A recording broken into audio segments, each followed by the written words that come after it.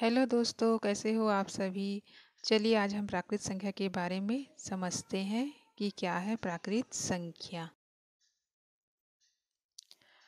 प्राकृत संख्या यानी natural number गणना के लिए जिन संख्याओं का उपयोग किया जाता है उन्हें प्राकृत संख्या कहते हैं। गणना के लिए यानी गिनने के लिए हम जिन संख्याओं का उपयोग करते हैं जैसे 1, 2, 3, 4, 100, 1000 आदि उनका उपयोग करते हैं, उनको हम कहते हैं प्राकृत संख्या।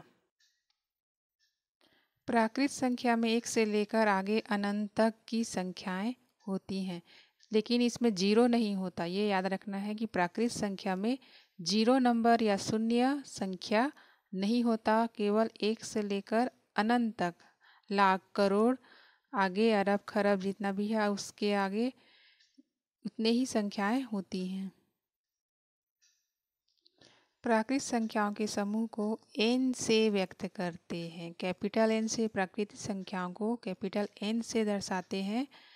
n बराबर 1, 2, 3, 4, 5 आगे जितना भी संख्या आ जाए, ये सब होते हैं प्राकृत संख्या। प्राकृत संख्या के समूह को कैपिटल N से बताया जाता है। सबसे छोटी प्राकृत संख्या कौन है बताइए। 1। सबसे छोटी प्राकृत संख्या 1 है। और सबसे बड़ी प्राकृत संख्या कौन होगी?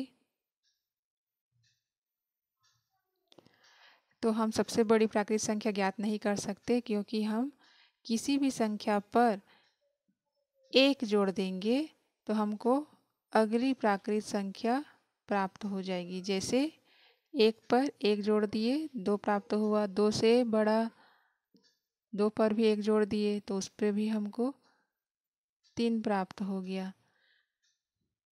10 है, 10 पर हम 1 जोड़ दिए तो फिर हमको इससे बड़ी प्राकृत संख्या 11 प्राप्त हो गया। इसी प्रकार हम जितने भी हमारे पास प्राकृत संख्या होगी उस पर 1 जोड़ेंगे तो हमें अगली प्राकृत संख्या प्राप्त होते ही जाएगी।